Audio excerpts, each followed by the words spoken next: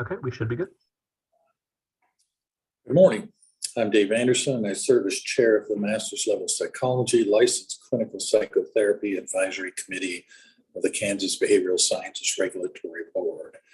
I ask the members of the advisory committee to respond to a roll call to signify their presence at this open meeting that is being conducted remotely by conference call and other electronic medium. You said David Stevens was not going to be here. That's correct. Travis Hackrick. Here. Rebecca Javara. I'm here. Bruce Johnson. Here. Lauren Luck. Here. Iris Pauley. Here. Robert Pedroza. Present. Jennifer Schreiner. Here. Joshua Tangway. Here. And Kari Wold. Present. I note the following BSRB staff members are also present. David Fye. Here. Next, David Fye will read a message concerning this meeting being held remotely. This is David Fye, Executive Director for the Behavioral Sciences Regulatory Board. Public comment allows the advisory committee to express its concerns, but the Kansas Open Meeting Act, or KOMA, does not require the advisory committee to provide public comment or answer questions from individuals. Individuals requesting to provide public comment could contact the executive director prior to the meeting by sending an email to david.fye@ks.gov. There will be no public comment at this meeting to ensure the advisory committee has sufficient time for all items on the agenda.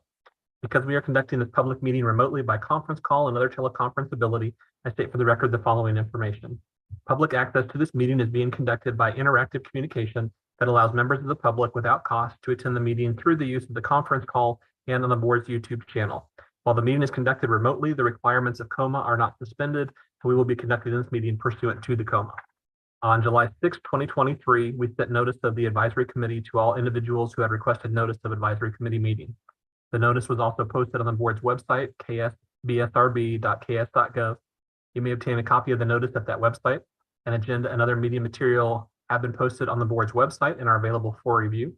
You may obtain a copy of the agenda specifically by sending an email to david.fye@ks.gov with the subject line request for the agenda, and it will be sent to you. The notice contains information for the conference call and YouTube channel that allows the public to attend the meeting free of charge. The notice also states that if we have any technical issues during the meeting, you may call the board office at 785-296-3240 or send an email to bsrb@ks.gov. A recording of the meeting will be available on the BSRB YouTube channel following the conclusion of the meeting by using the link to the meeting on the agenda. And I did check the conference call line. It is active, but no individuals were on the conference call line. If I hear anyone beep over, I will let you know. Thank you, Dave. The meeting is now called to order, and the advisory committee will begin its discussion of the first agenda, which will be approval of the agenda or additions to the agenda. Does anyone have any items they'd like to add to the agenda for the meeting? If not, then I would entertain a motion to accept the agenda as written. So moved. Second. Very good. We have a motion that is moved and seconded. All in favor, please say aye. Aye. Any opposed, same sign. All right, very good. In your material was a copy of the minutes from our last meeting. Have you all had an opportunity to review those? Okay. Any additions or modifications to the minutes? Okay, seeing none, I'd accept a motion to accept them. I make a motion. Travis, I'm going to take your, so I'll take a second from Kari. Very good. All in favor, please say aye. Aye. Aye. Opposed, same sign. Very good. Well, we have a number of new members that we would like to welcome to the advisory committee. And what we'll do is take an opportunity to have everyone introduce themselves, both the new members and the existing members. And I'll just start. I'm Dave Anderson. My day job is I'm the Director of Clinical Programs for High Plains Mental Health Center. We are a CCBHC located in Hays, Kansas, covering the 20 counties of northwest Kansas. David Fye, I'll move to you. Okay, thank you, Dave. My name is David Fye, and I'm the Executive Director for the Behavioral Sciences Regulatory Board. And I've been with the agency now about 2.5 years. And so in my capacity, I assist the work of the board in terms of the licensing and also investigation of complaints against individuals. We oversee a 10-member staff here in the office, but we are hopefully soon to move to 12 members. But we facilitate all the board meetings that occur every other month, and then the 7 different advisory committees for the board, as well as the complaint review committee, which meets to review those investigations and complaints. But for those of you that are new members, it's nice to be able to put a face with a name. We've communicated a little bit by email, but looking forward to having you on the advisory committee. And if I can make this transition in terms of your new responsibilities smooth, go ahead and let me know. I'm happy to help you out. Kari, how about you next? I'm Kari Wold. I am a licensed master's level psychologist. I currently am a clinician and diagnostician with Jordan Psychological Center in Overland Park, Kansas. Previously, I worked at a small non-for-profit, but I've been in mental and behavioral health since 2008. So I've been on the board, how long? 4 years? It's my second term, so. Thank you. Josh.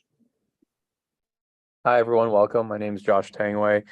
I've been on the board, I think, for 2 terms now.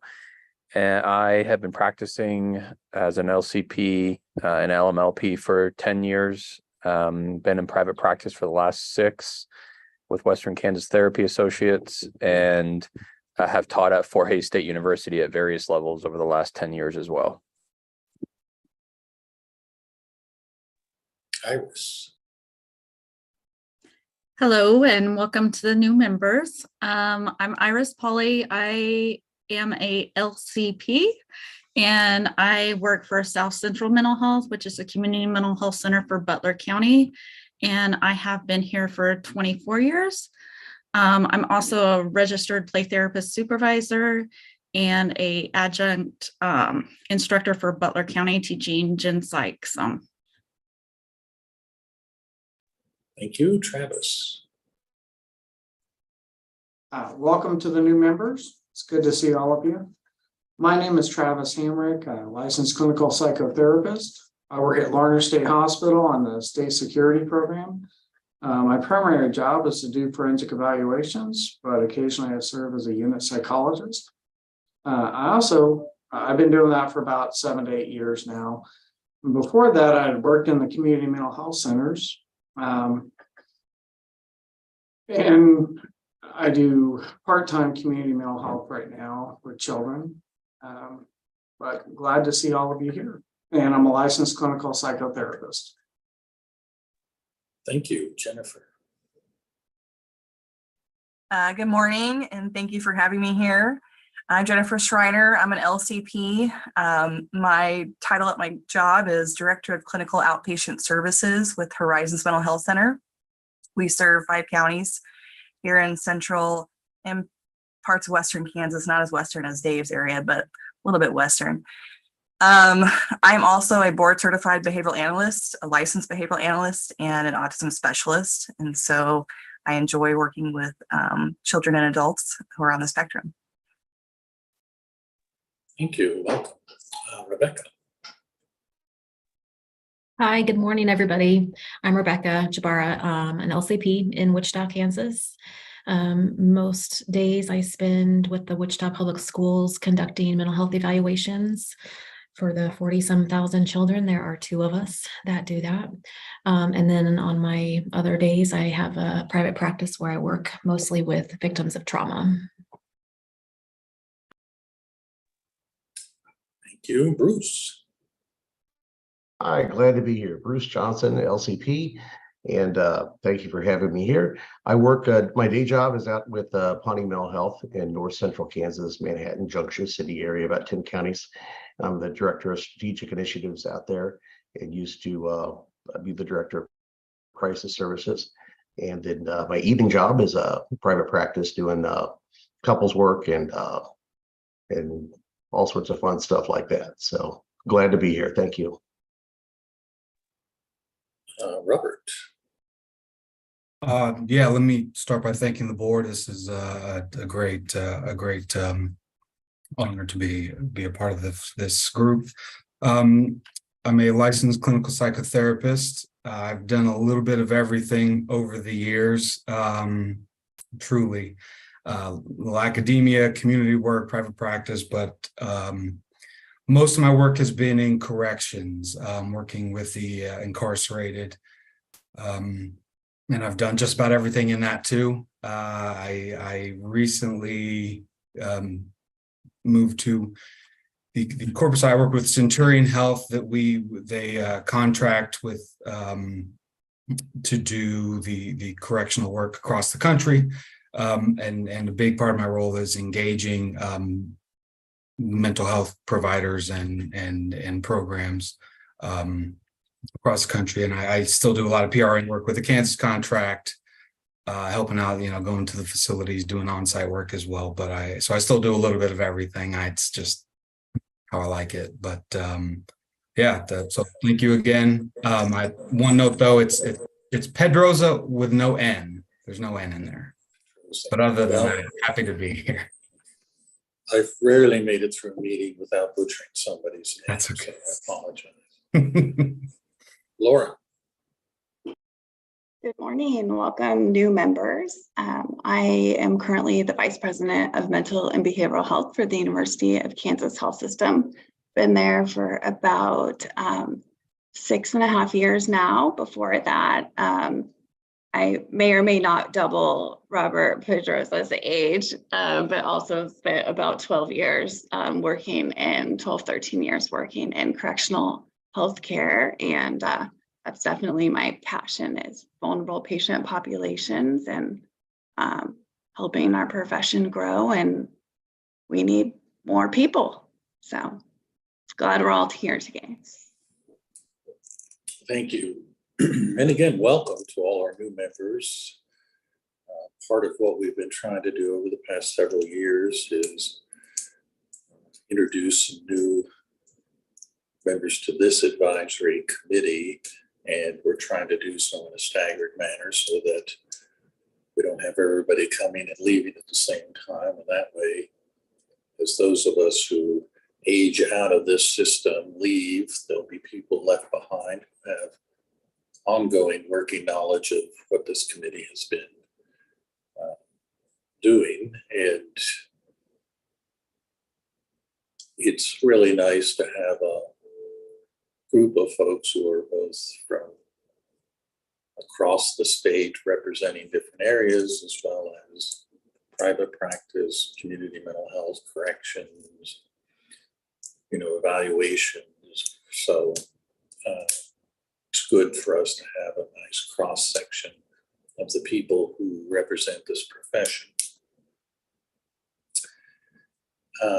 If anybody has any questions as you work through you get material and you have questions about what it is you need to be doing with it, please don't hesitate to reach out to Dave or myself, or really anybody else on the advisory committee.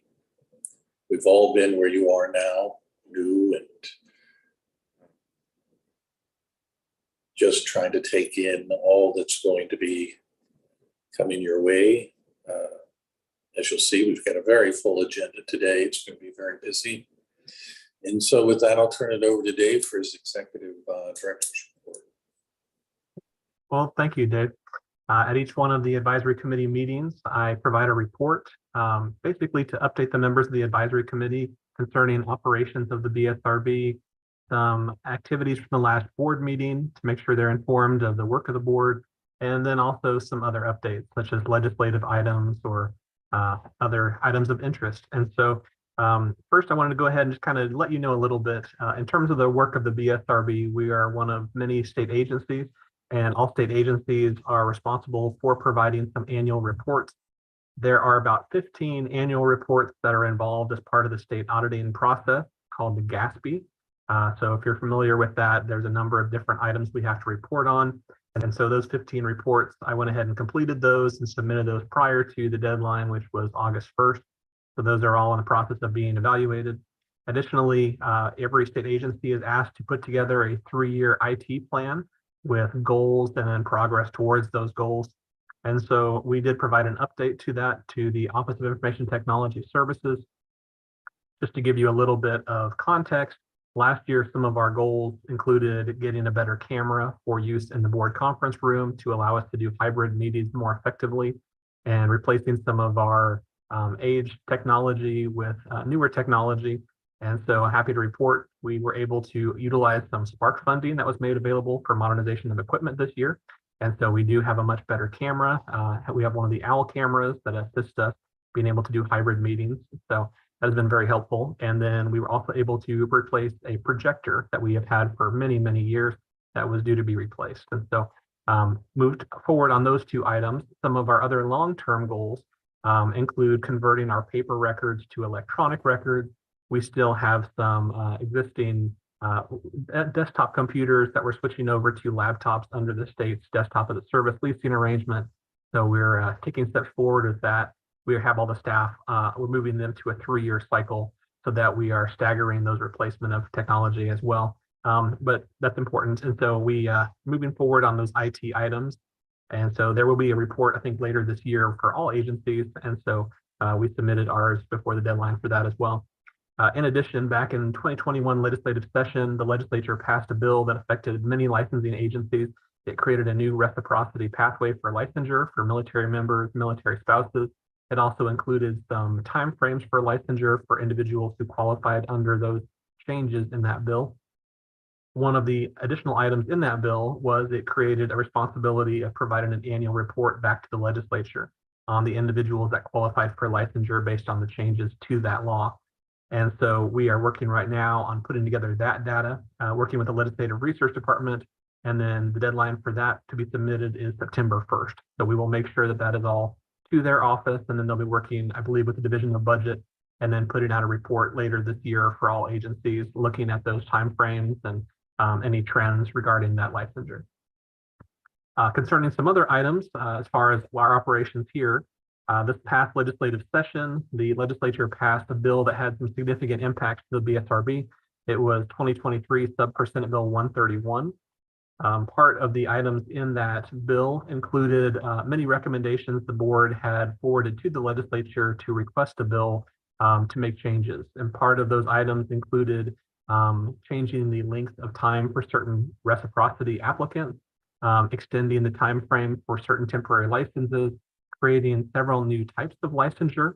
The bill was really focused at trying to resolve any kind of issues with individuals seeking to become licensed, helping individuals that are currently licensed stay licensed longer if they wish to do so, and then also make it easier for individuals who were previously licensed to be able to come back and practice again. So many helpful items in that bill. The legislature did make some adjustments and added some additional items. And so we have been working on implementing a lot of those provisions. We sent out an email letter to all licensees at the end of June, letting them know what items would become effective as of July 1st, and letting them know several other items that were in the pipeline to be made live once we had the technical details down. And part of that is because when we issue new licenses, there's many steps behind the scenes that most people don't see.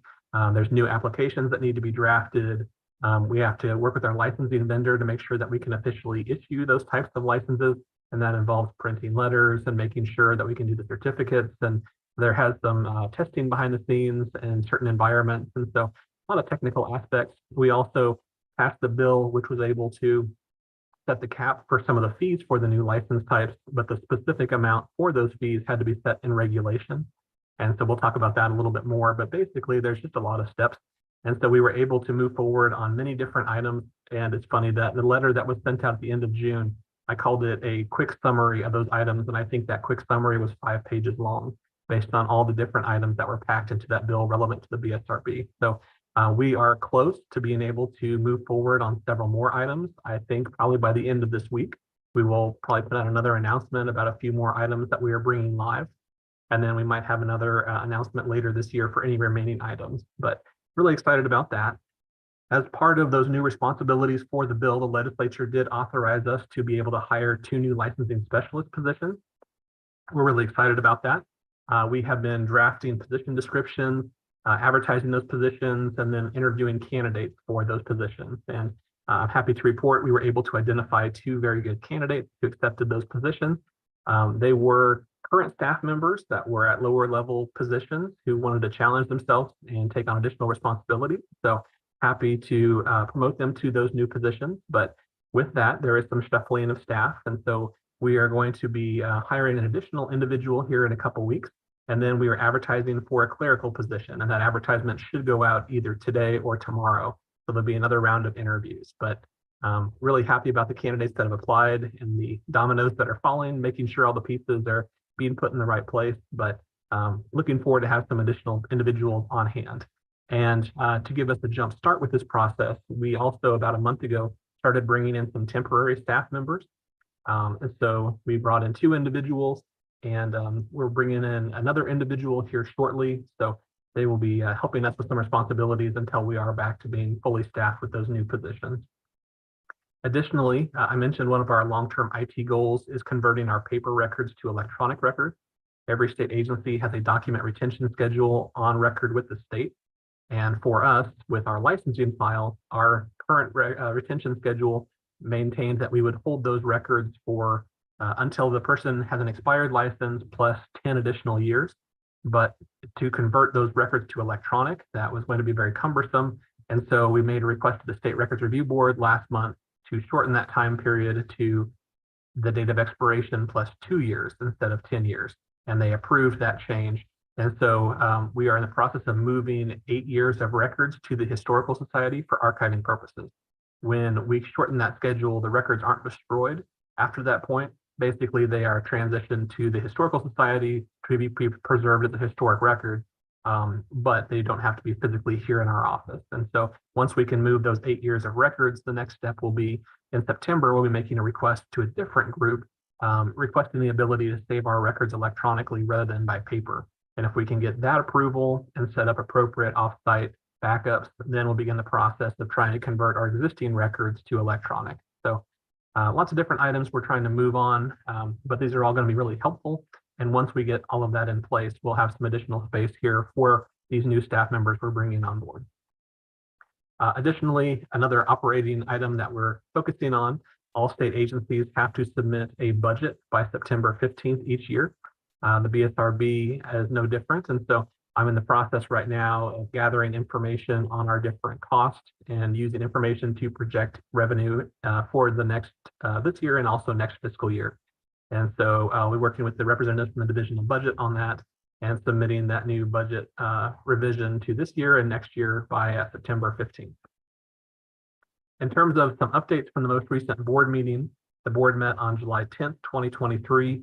Some of the items the board reviewed at that meeting included there were 2 new board members.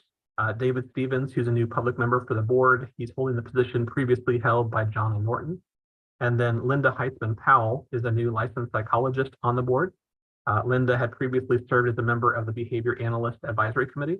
And as you might recall, there was discussion last year by the board and ultimately a recommendation from the board to request legislation to add another board position, one specifically for behavior analysts.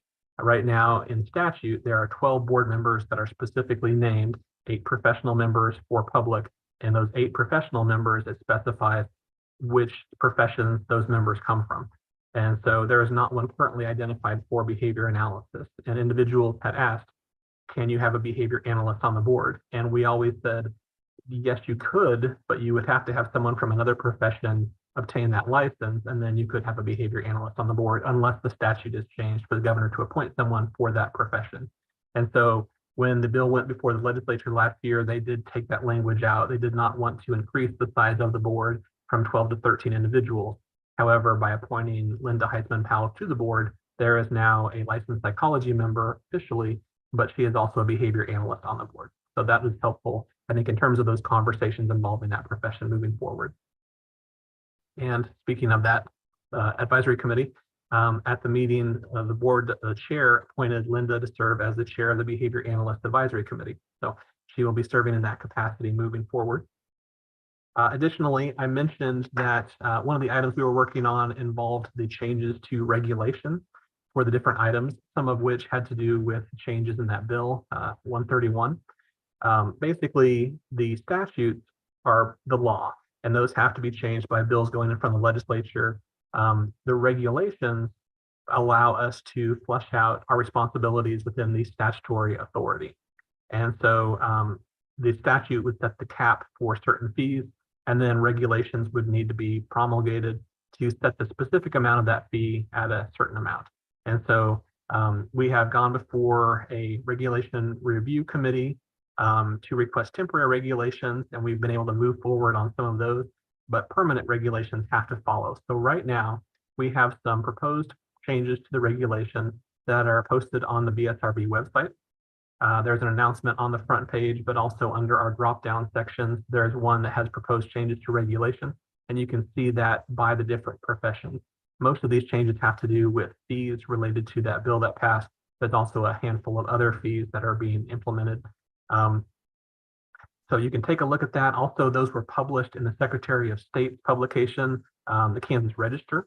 And so we are in a time of public comment right now on those proposed changes to regulation. There is going to be an official meeting on those on October 3rd, 2023 at the BSRB office from 10 a.m. until 11 a.m. When you have proposed changes to permanent regulations, you are required to have an open meeting to receive additional public comment. So that's when that meeting will take place. One of the other items the board discussed at the board meeting, the board is supportive of putting together language for a request for proposal for an impaired provider program. Some of the other professions in the state of Kansas utilize an impaired provider program as an alternate for disciplinary remedies if an individual has committed a violation, but there is also a finding that there were issues with mental health or substance use. And so sometimes it can be one of the tools used by those disciplinary committees to evaluate the best way to handle those situations.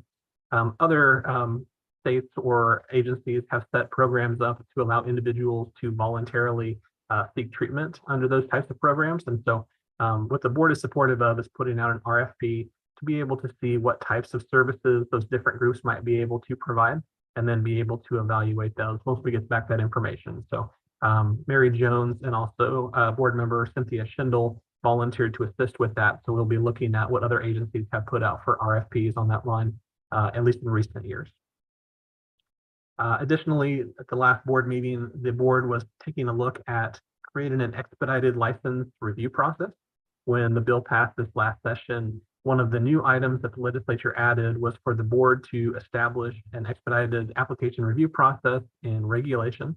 That was not modeled after something from another agency or something from another state. So we are trying to work with the board members to figure out a good solution to handle that new charge.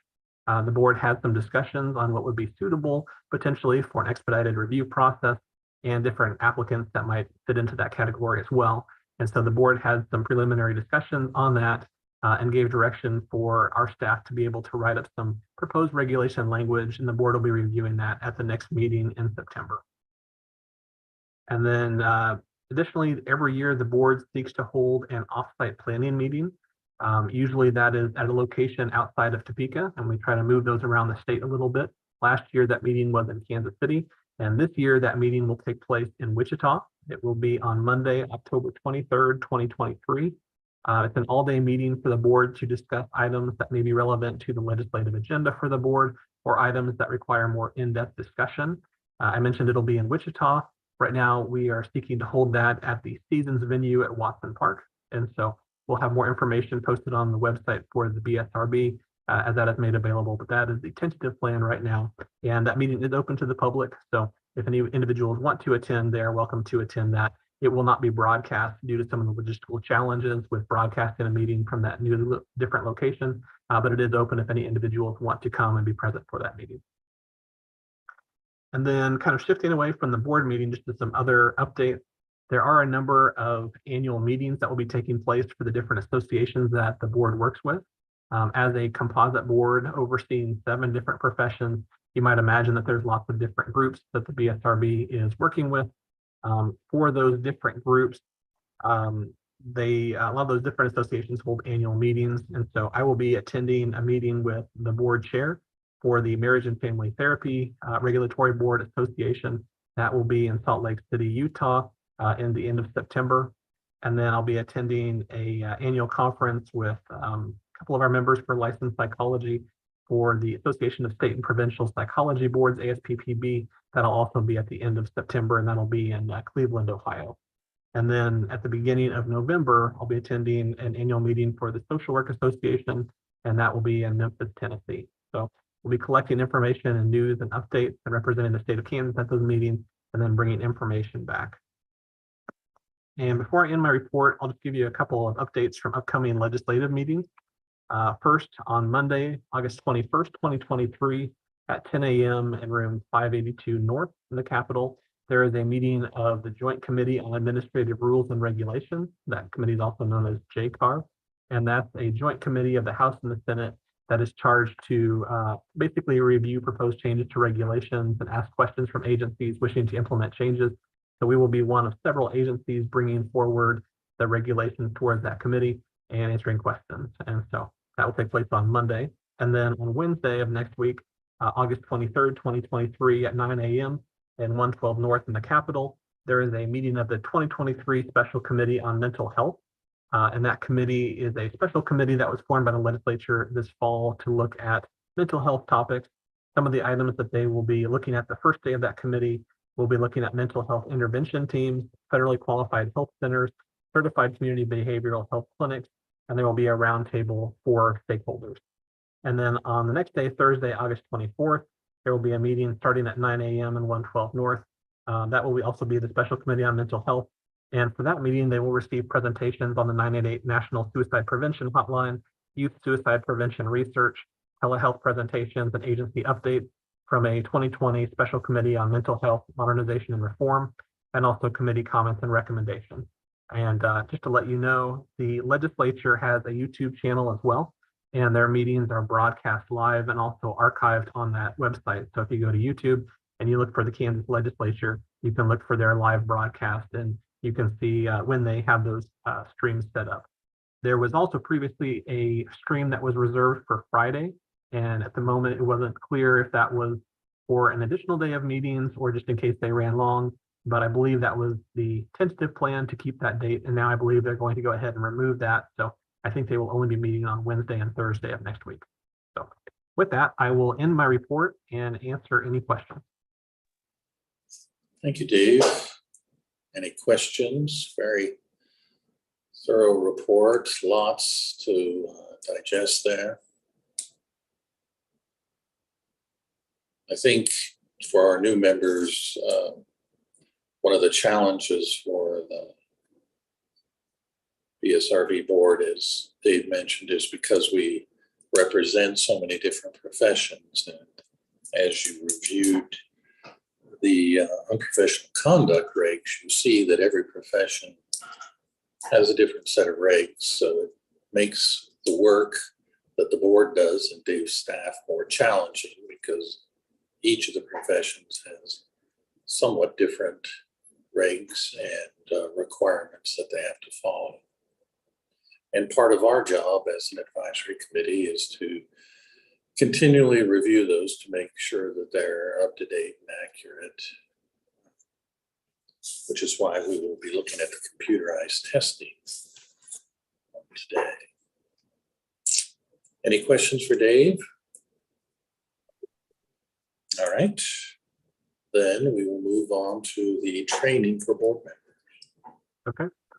Well, I will go ahead and begin this training. I think it's a really helpful training. It is fairly lengthy. So if you have questions, go ahead and write them down and we can circle back to them at the end.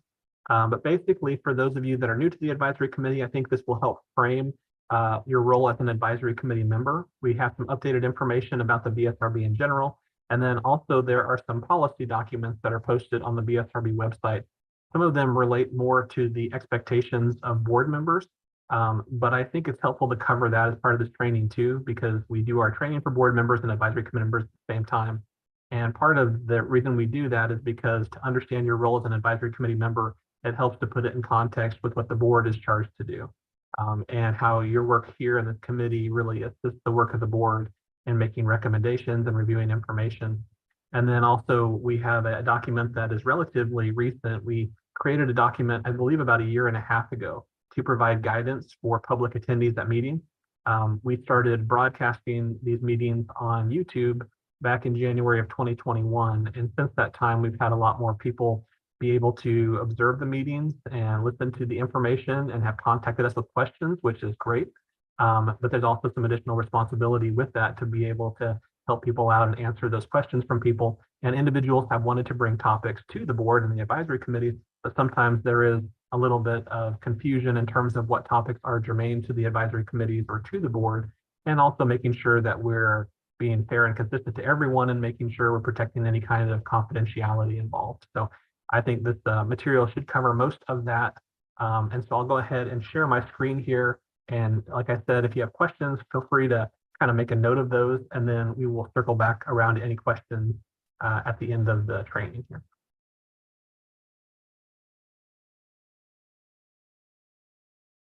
Okay, so you should be able to see my screen here. I'm going to go through several slides, but this is the training for the Behavioral Sciences Regulatory Board, board training, and also advisory committee members.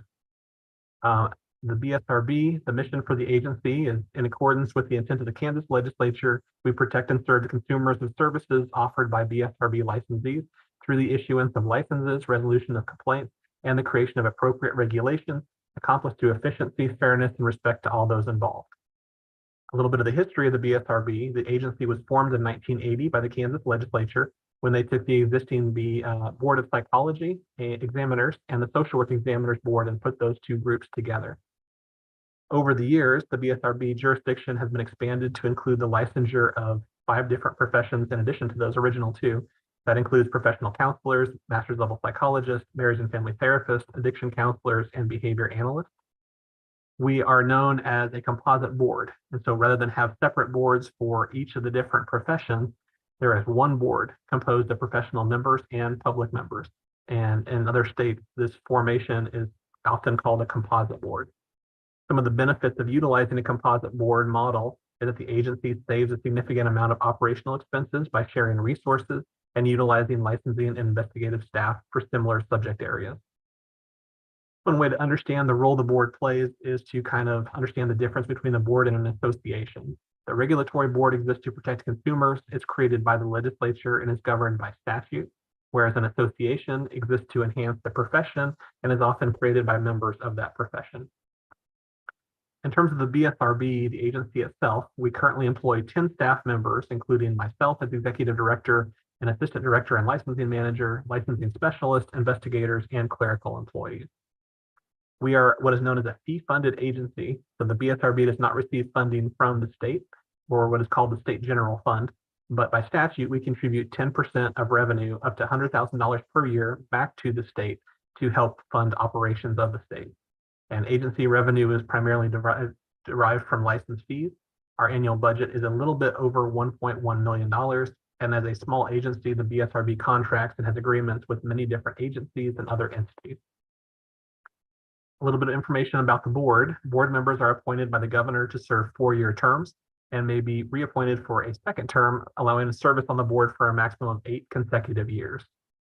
The board is currently composed of 12 members, 2 licensed psychologists, 2 social workers, 1 marriage and family therapist, 1 professional counselor, 1 addiction counselor, a master's level psychologist, and 4 public members. There are 2 basic functions of the BSRB, licensing and also the investigation of complaints or discipline. We currently have, as of the last full report we did for the board back in July, 15,155 active permanent licenses, and those are in the 7 professions which we mentioned previously. In terms of the breakdown by license type or category, I have a list here based on using the acronyms, And what you can see here is that of the permanent licensees, the largest group of licensees is the social work profession. It accounts for between 55 and 60% of all of our total licensees. And the largest group in that profession is the master's level psychology with a little over 4,000 individuals. But the clinical level social work license is also very large at 2,900. And then the other groups are kind of demonstrated here as well. In terms of new licenses, last fiscal year, the state fiscal year runs from July 1st through the end of the next year in June 30th. So last year in fiscal year 2023, the BSRB issued 1,586 permanent licenses, 433 temporary licenses, and then 66 out-of-state temporary permits. Of the 1,586 permanent licenses issued by the board, about 1,124 were initial licenses, and then 462 were by reciprocity, which is individuals applying for licensure that are already licensed in another state or jurisdiction that are coming over in Kansas and seeking licensure here as well, or moving between one state to the other. In terms of our overall totals right now, we're working with our licensing system to pull new numbers for this last year, but I wanted to share what we have right now just for some context. So the previous fiscal year in 2022, the BSRB processed 6,214 license renewals. And as part of the license renewal process, 10% of all applicants are audited to ensure they have met their continuing education requirements. So in FY 2022, the BSRB audited 625 individuals. And if you're wondering why that total is a little bit higher than half, some individuals have a mandatory audit. It's based on a disciplinary finding in the past. Since July 2015, in terms of our licensing trends, since July of 2015, the number of permanent licenses under the board has increased by 24.7% from 12,152 to about 15,155. The professions with the largest increases are professional counseling, social work, and also behavior analysis. I talked a little bit about the licensing responsibilities for the agency, but also we have a responsibility for investigations and discipline against professionals. As a public protection agency, the BSRB investigates complaints against practitioners under the authority of the board. The agency has administrative authority over practitioners, but this process does not take the place of criminal proceedings or civil proceedings. And we do always stress that. We receive complaints of a variety of different natures. And so if a complaint comes in and appears to be much more of a criminal matter, we always make sure that individuals from the public are aware we do not take the place of criminal authority, and it may be advisable for the person to contact the police or other legal authorities. Also, we don't take the place of a civil proceeding. So some individuals are used to suing someone to try to collect damages on a personal nature, and that's not the role that we play. Someone reports a complaint to us. At that point, when we investigate it, it is really basically the state of Kansas and the BSRB on that behalf versus the person who received the complaint based on the responsibilities they have holding a license here in the state of Kansas. So we try to make sure that we clarify that our role is different from both of those different jurisdictions. In terms of complaints, last fiscal year, the BSRB received 200 complaints. We also refer to these as report of alleged violations against practitioners. For comparison, practitioners received 205 complaints in FY 2022, 132 complaints in FY 2021, 199 complaints in FY 2020, and 201 complaints in FY 2019. And if you're wondering why the complaints were a lot lower in 2021, I can tell you that we don't have a definitive answer on why that decreased so significantly, but that was during some of the initial stages of the pandemic. And I think part of that could be related to individuals not being able to obtain services during that time period based on all the changes that were taking place. It's also possible that with a significant shift to people receiving services by telehealth, there may have been some confusion about what the appropriate standards were, or some individuals may have been happy just to be able to receive services by any way during that time period. What I can tell you, though, is that in talking to other states, the dip during that year is consistent. And so other jurisdictions did see that, as well as a return to the previous numbers as we have moved forward in the ongoing years. In terms of the investigative process, complaints are reviewed to determine whether the BSRB has jurisdiction over the issue and whether the matter involves a potential violation of the statutes and regulations for the profession.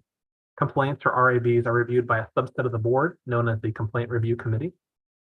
Some of the common violations that we have seen include some of the following: falsifying continuing education requirements, and that occurs sometimes when individuals are audited, practicing without a license or practicing after a license has expired, holding a dual relationship with a client, which creates a conflict of interest, making sexual advances towards or engaging in physical intimacies with any client, refusing to report termination or suspension, confidentiality violations, or practice issues, performing services inconsistent with one's education or accepted professional standards.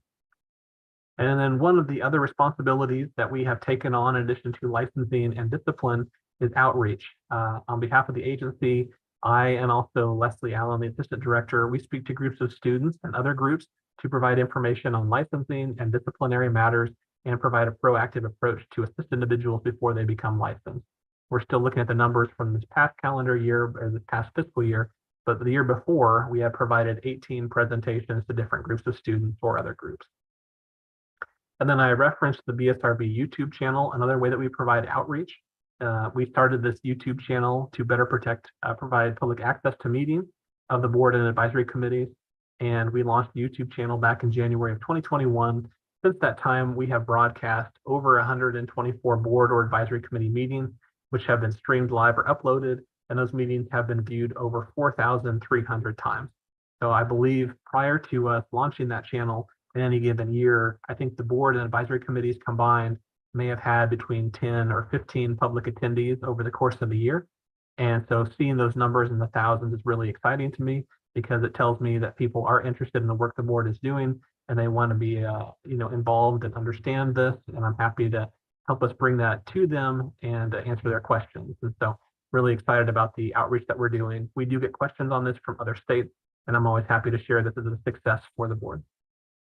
We also provide information on the agency's website at ksbsrb.ks.gov. Some of the resources on that website include a portal for licensees to be able to renew their licenses electronically. We also still allow individuals to do that by paper if they wish to do so.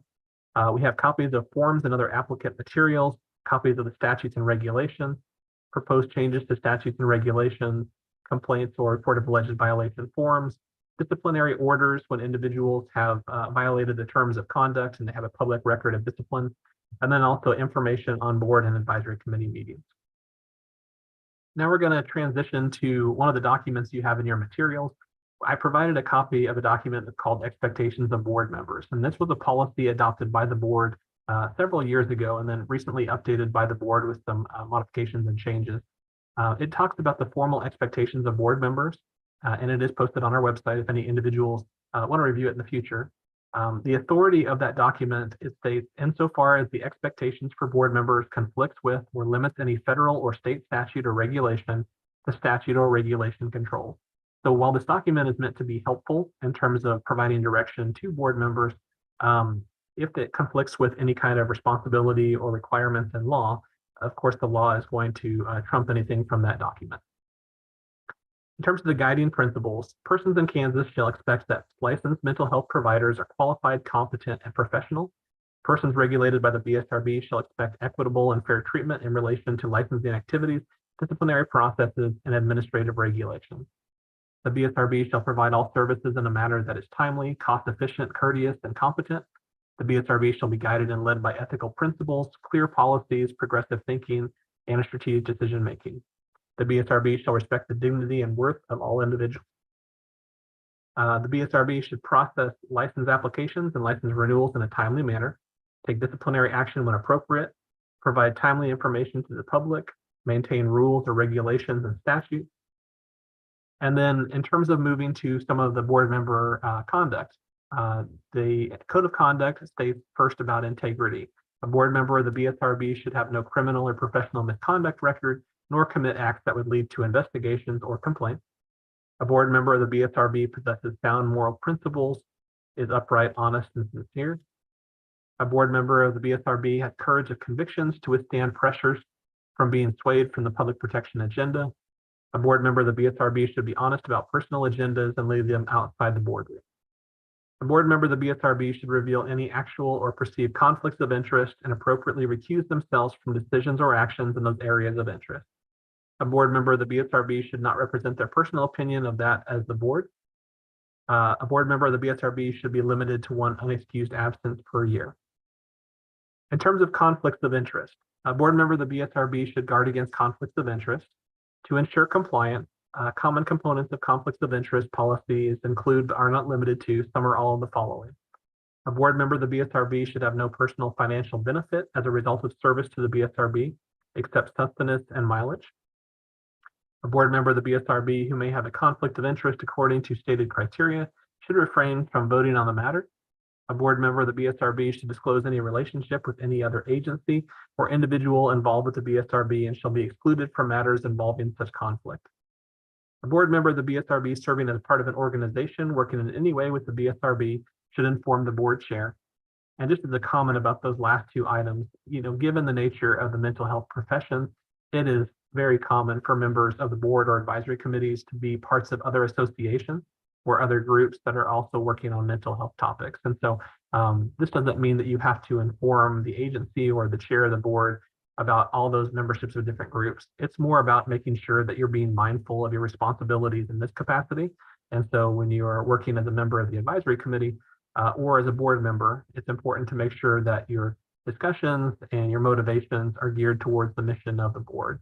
And if you feel that you are not able to divide between the two different groups that you hold membership in, then that would be a good opportunity to express that there might be a conflict and you want to recuse yourself from that kind of discussion or vote.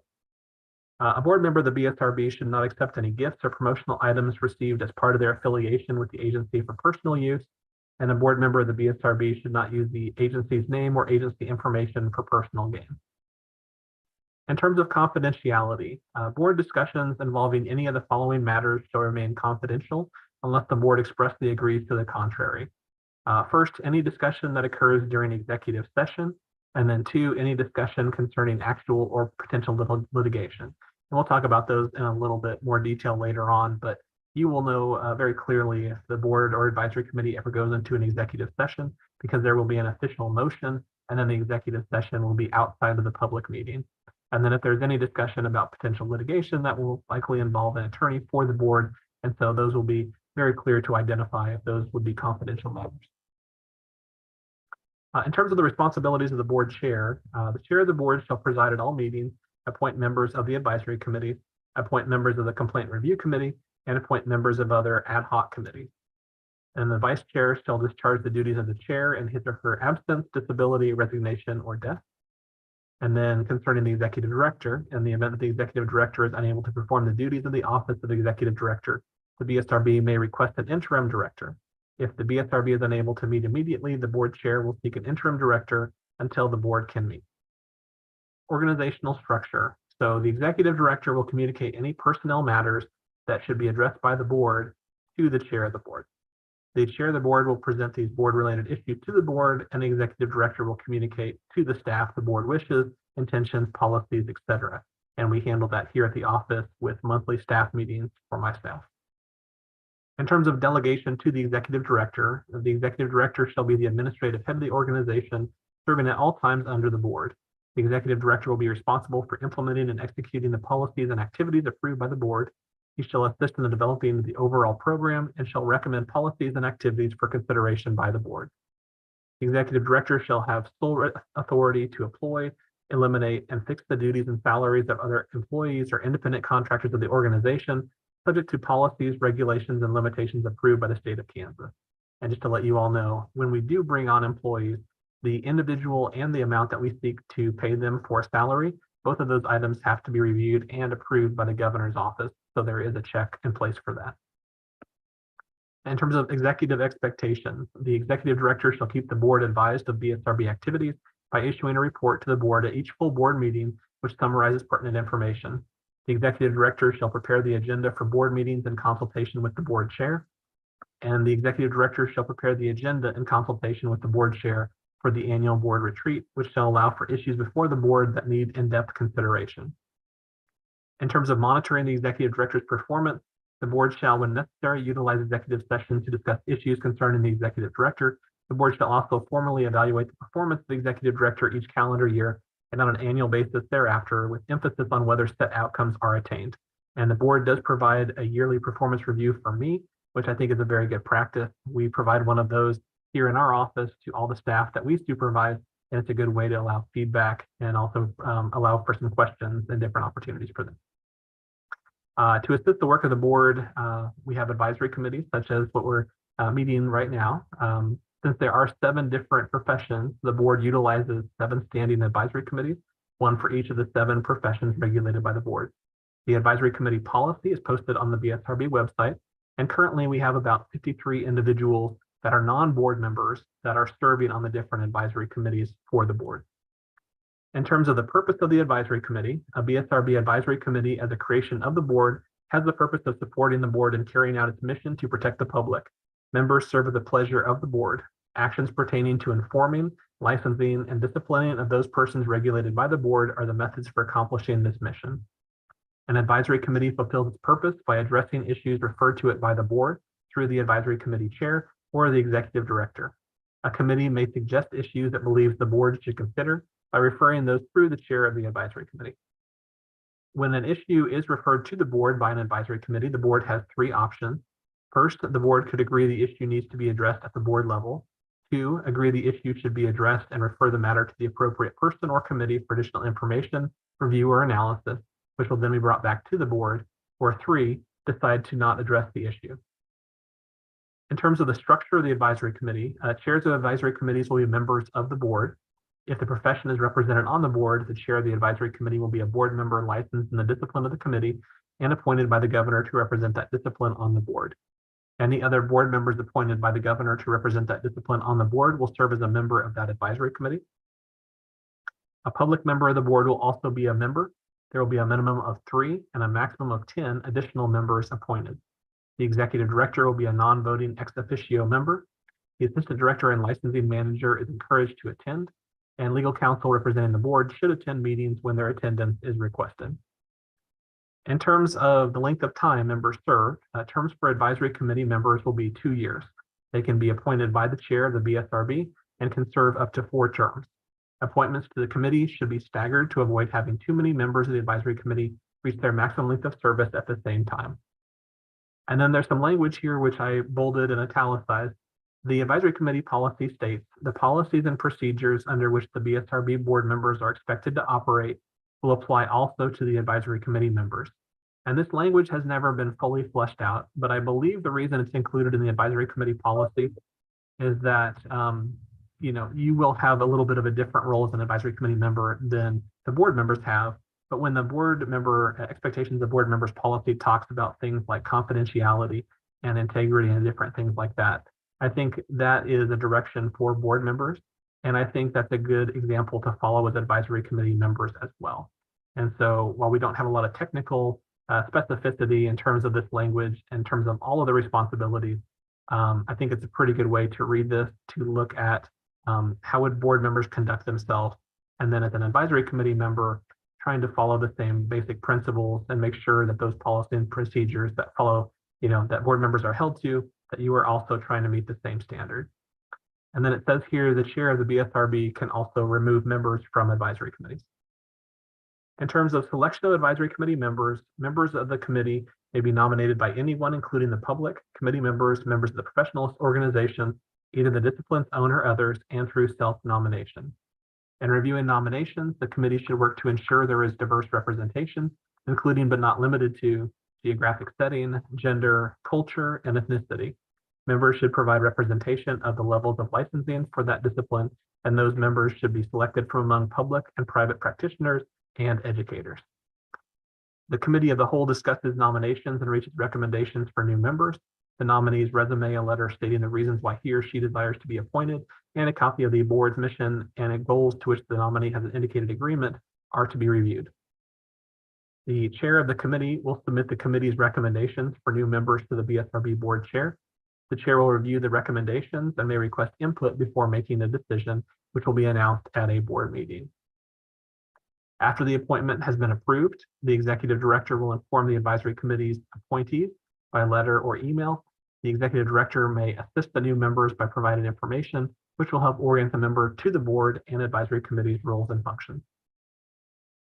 And then the next document is a small 2-page document that you have in your packet, guidelines for attendees of meetings.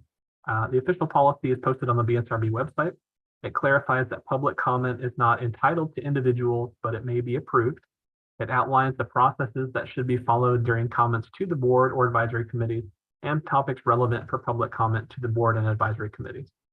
It clarifies that the board wants to receive valid complaints against practitioners and provides information on how those complaints are to be submitted, but informs potential attendees that certain matters concerning specific licensees will be considered in a closed, standardized process to ensure fairness to members of the public and also to licensees. And now I'm going to shift to some general guidance that this can apply to other licensing agencies as well, but I think this helps frame some of the basic responsibilities as a member of the board or as a member of the advisory committee. And we'll also talk about some of the legal statutes such as the Kansas Open Meeting Act, and Kansas Open Records Act, and the Kansas Administrative Procedures Act. In terms of professional licensing boards, the state of Kansas regulates many professions. Each of these professions is regulated by a licensing board or commission that was created by the Kansas legislature for the purpose of ensuring that licensed professionals are competent and do not pose a risk to the public. A professional licensing board is created by enabling legislation, which establishes the board's form, mission, powers, functions, tools of implementation, and enforcement abilities. A board is considered to be a creature of statute, meaning a board's power is dependent upon its authorizing statutes, and therefore any exercise of authority claimed by the board must come from those statutes, either explicitly or necessarily implied. A board may administer, implement, and enforce only those statutes. If those statutes are silent on a particular action, the board lacks authority to take such action. Simply put, a board can do only what the Kansas statutes say it can do. Besides statutes specific to a board's authority is limited by other factors such as constitutional equal protection and due process rights, such as prohibiting a board from acting in a manner which it results in disparate or inconsistent treatment of persons that are similarly situated, from adopting different standards for similarly situations, otherwise acting arbitrarily, capriciously, or vindictively. For example, a licensing board may not impose more severe discipline on male licensees solely because of their gender, or a licensing board may not revoke a license simply because the board does not like that particular person. Other constitutional guarantees, such as freedom of speech, rights of privacy, unreasonable search and seizures, and vagueness, also establish parameters on the board's authority. The Kansas legislature still retains authority over certain aspects of a licensing board, and three ways that they have control are: they could modify the enabling legislation, which would change the purpose of the board. 2, they could limit expenditures in an appropriations bill. Or 3, they could enact new legislation to change the makeup, scope, and or powers of the board. So in order to carry out its purpose, the board is granted or delegated powers and functions that parallel the 3 branches of government: executive, judicial, and legislative. Some of the executive authority for the agency is that the board carries out its enabling act. It follows the Kansas Open Meeting Act, or KOMA. It also follows the Kansas Open Record Act, or KORA. Some of the judicial authority, the board has quasi-judicial hearings in reviewing facts when a violation of the law has occurred, and it also follows the Kansas Administrative Procedures Act when appropriate. And in terms of some of the legislative authority or administrative authority, the board has authority to adopt regulations to implement or interpret the enabling act with more detailed or specific requirements. This process involves holding an open hearing on proposed regulations, allowing feedback, and there is oversight by a legislative committee. In order to fulfill its responsibility to protect the public from incompetent, unprofessional, or unauthorized practitioners, a regulatory board implements and enforces statutes and regulations, and at times operates according to internal policies. In order to be effective, board members need to understand the differences between statutes, regulations, and policies. So statutes are laws and are passed by the Kansas legislature through the authority derived from the Kansas Constitution and subsequently signed by the governor. Statutes generally become effective on July 1st of that session year, but can become effective if a different date is specified in the legislation. Statutes set the parameters of the board's authority. Statutes control any inconsistent regulation or policy. If a board becomes dissatisfied with the scope of its authority, for example, a board determines that it needs investigative subpoena authority, the board must seek legislation to obtain that goal. Regulations, on the other hand, are adopted by a board to further implement or carry out the purpose of a particular statute. The board's authority to adopt regulations is derived from statute. In adopting regulations and rules, a board follows the Rules and Regulations Filing Act to ensure there is a process of adopting regulations that is open, receptive to the public, and legislative input. Addresses the economic impact of the board and those affected.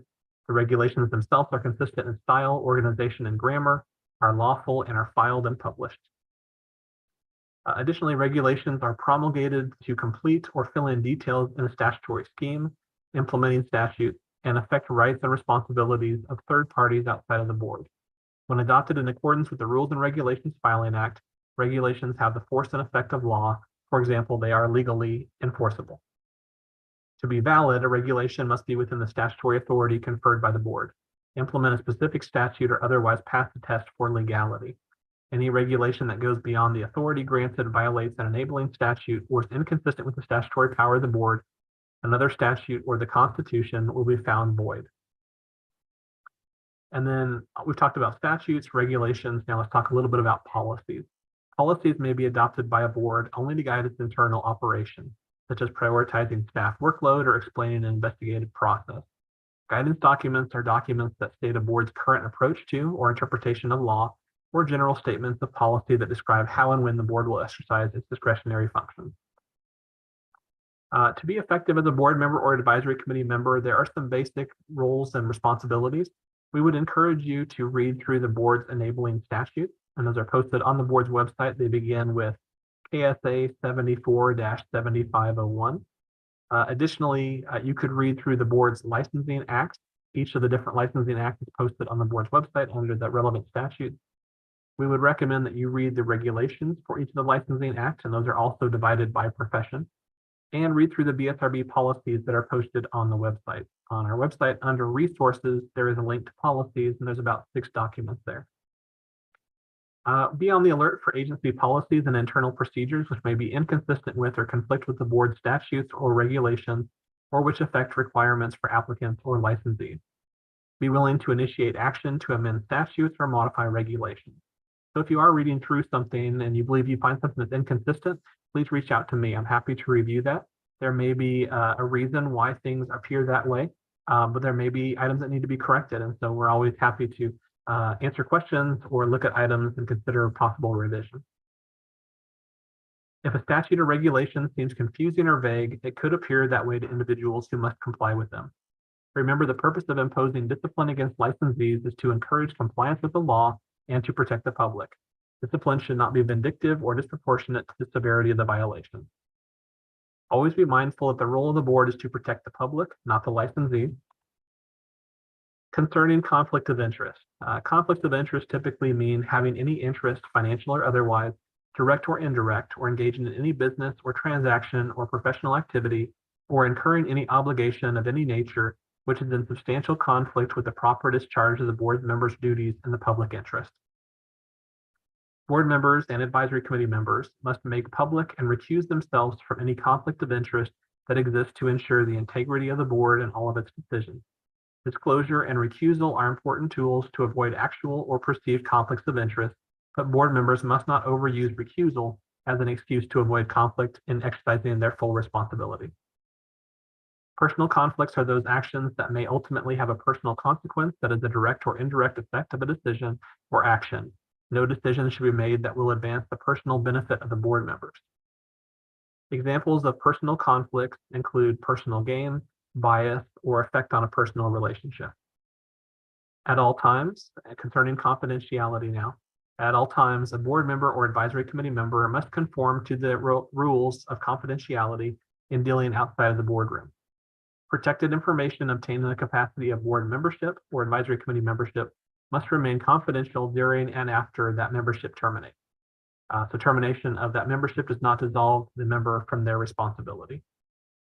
The rules that apply during the active board membership continue to apply after termination of membership.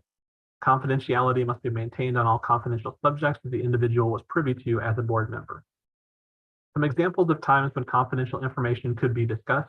First, executive sessions that occur during an open meeting. And as I mentioned before, you will know very clearly if we go into executive session because there will be an official motion and it will be in another venue outside of the meeting. Or this applies more to board members than advisory committee members, but another example of confidential information would be involving deliberation after a hearing. So hearings would be public, and deliberations in terms of any kind of disciplinary remedies or other findings would be in a closed session. The Kansas Open Meeting Act, or COMA, and the Kansas Administrative Procedures Act, or CAPA, allow the board to deliberate in private in order to reach a decision in a particular pending case. The board member may not hold office in a, board member may hold office in a professional or trade association, other regulated profession, but may not lobby for or cast votes regarding a matter that would impact the professional association or the board member's office in that association. The board member may not use his or her position on the board to further the interests of the professional association or his or her office in that association. Board members may attend professional conferences and social events, but they must be mindful of open meeting rules and conflicts of interest. If a majority of board members are present, do not discuss the business or affairs of the board to avoid triggering a meeting under the COMA. Additionally, do not discuss matters related to a particular pending application or disciplinary matter.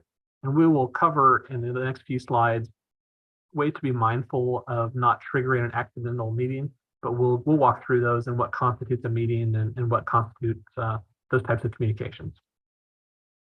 A board member should not represent himself or herself as a spokesperson for the board unless authorized by a vote of the board to speak on the board's behalf. If the board member is asked to give the board's position on an issue and the board has not authorized that member to do so, the board member must decline to comment or make clear that any opinions expressed are those of him or herself alone and not the board. A board member should not ask board staff or board counsel to provide legal advice or preferential treatment on any applicant or licensee. Now, I mentioned the Kansas Open Meeting Act. Let's look a little bit deeper into that statute. The COMA, or Kansas Open Meeting Act, allows the public to observe governmental entities making decisions. Meetings shall be open to the public because a representative government is dependent upon an informed electorate. Because the purpose of COMA is to benefit the public, it is interpreted liberally and exceptions are applied narrowly to carry out its purpose. The COMA applies to all legislative and administrative bodies and agencies of the state and other subordinate groups thereof, such as the advisory committee, who could be receiving or expending and supported in whole or in part by public funds. The COMA does not define the term subordinate group, but if clearly covered, created by a covered entity, or the group has become an extension of a covered entity, most likely the subordinate group is covered by the COMA. The COMA does not apply to an otherwise covered entity when exercising quasi-judicial functions or conducting a proceeding or hearing under the Kansas Administrative Procedures Act. COMA also does not apply to the judiciary, private organization, and staff meetings of a covered entity. A meeting is defined as any gathering or assembly in person, through the use of a telephone, or any other medium for interactive communication by a majority of membership of that agency or public body subject to the Act. 3, for the purpose of discussing the business or affairs of the public body or agency. And we'll talk through that a little bit more, but these are the real 3 things that you have to have all of these to basically have something constitute a meeting. So you can have multiple members of a committee, but you need to make sure that it doesn't involve the majority of membership of a group for the purposes of discussing the affairs of that group in a forum that would allow for interactive communication. So it doesn't have to be in person, it doesn't have to be telephone, email would also count, text would count on this too. So that's why, if you have questions about this, please feel free to let me know. It is okay to reach out to a specific member with questions. It's okay to have a conversation with a couple members. The thing to be mindful of is just not to involve the majority of membership of the group. And we'll walk through how ways to be careful about this. Meetings may be conducted by telephone or other electronic mediums such as Zoom or Skype if the board complies with all of COMA requirements. A meeting includes informal discussions before, after the public meeting, or during a recess of a public meeting, and all gatherings and all stages of the decision-making process. The name of the gathering is irrelevant, thus if something were to be called a work session or a retreat, those would still be subject to the COMA and would be open. A discussion does not require binding action or voting. A discussion can occur at a social gathering, retreat, or meetings held in private, education conferences, seminars, etc. Thus, when traveling to such meetings, members of the board should avoid discussing business or affairs of the agency, and I would say with a caveat if it involves the majority of members of the board. The presiding officer has the duty to provide notice of the meeting, but this duty may be delegated. The COMA does not require notice of meetings to be published in a paper or on a website. An individual must request notice of meetings There can be no formality to requesting notice. It can be verbal or written. In terms of the notice of our meetings, that's something that we take care of here from the BSRB. And so essentially when a meeting date is set, we have a member of our staff send an email out to all individuals who have requested notice of meeting. So that email does go out. We also post it to the BSRB website so you can see the dates of upcoming meetings. And then we also post to something called the Kansas Public Square. And that's a state website that lists the dates for upcoming meetings as well. The notice must provide a date, time, and location where the body will meet to the person requesting notice in a reasonable time before the meeting. A request is valid for 1 fiscal year. The board must notify a requester or the expiration before terminating notice to that requester. The COMA does not address meeting procedures. A board is not required to follow Robert's Rules of Order or any other similar formal rules of procedure. And to that effect, sometimes you will see that the advisory committees take a vote on certain items. Sometimes the advisory committees can reach a decision by consensus. So both are allowed, and we are not held to a specific authority such as Robert's Rules of Order. The COMA does not require a board to create an agenda, but if one exists, it must be made available to everyone. A person may record the meeting if doing so is not disruptive. The public does not have the right to speak, but only to listen and observe. The board cannot take vote by secret ballot. And a board policy may require minutes to be kept, but the COMA does not require the board to have minutes unless there is a motion to go into executive session. The motion as made must be included in the minutes. An executive session permits discussions of certain enumerated matters outside of public view. To take an executive session, the board must first convene an open meeting. The board cannot take binding action in an executive session, but if a consensus is allowed, if a consensus is achieved in an executive session, the board must reconvene the open meeting and take a formal vote during the open session.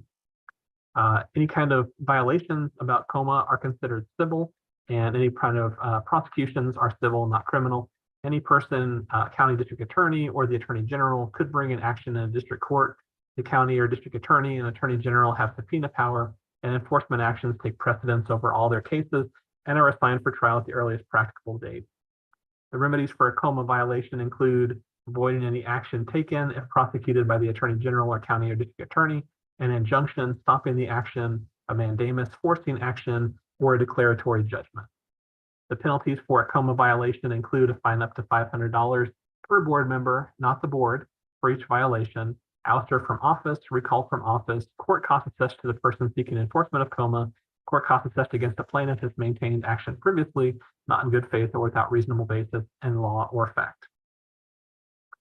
So before we shift to the Kansas Open Records Act, the thing about COMA I would say is that we do take that as a very serious responsibility to make sure that we have good notice of meetings. And so we do post those in a standardized way, and we've been doing so for several years now.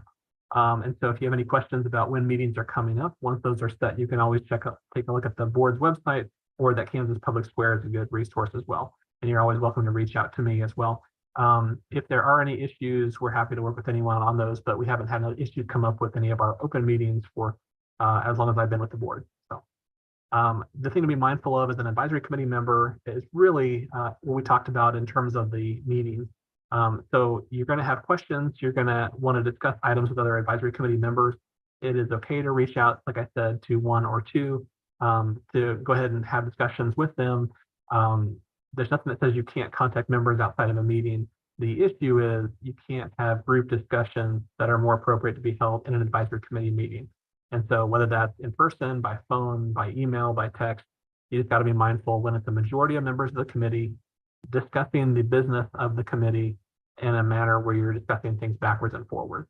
Now, if there is something that needs to go out to all the members of the committee, something to review before the next meeting, please go ahead and send that to me. In my role working for the agency, I am able to distribute information to members of the committee ahead of time. And so if there's something that needs to go out just to be on the safe side, feel free to send that to me, and then I can distribute it on your behalf. And if you do have questions about the COMA, please go ahead and let me know. Now we're going to move to the Kansas Open Records Act, or KORA. The Kansas Open Records Act requires the board to have its records open for inspection by any person unless otherwise provided, and KORA shall be liberally construed and applied to promote such policy.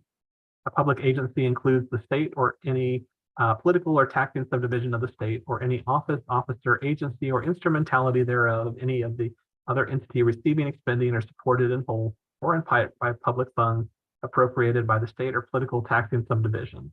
The term instrumentality is not defined in KORA.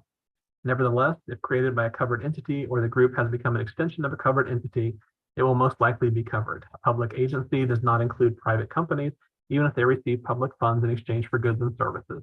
Judges and courts, an individual legislator or member of the governing body, private individuals or state employees.